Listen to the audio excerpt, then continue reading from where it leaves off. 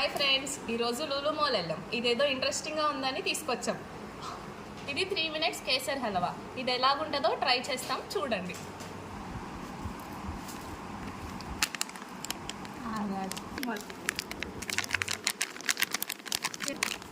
బౌల్లో పౌడర్ వేసుకోవాలి.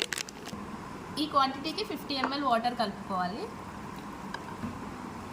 మిక్స్. ఇప్పుడు ఒక 3 minutes మూత పెట్టి ఆ తర్వాత చూద్దాం.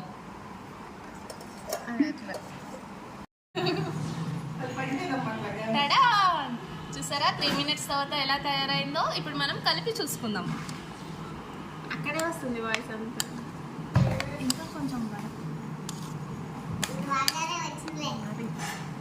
మా చెల్లి టేస్ట్ చూస్తుంది, ఎలా ఉందో చెప్పు.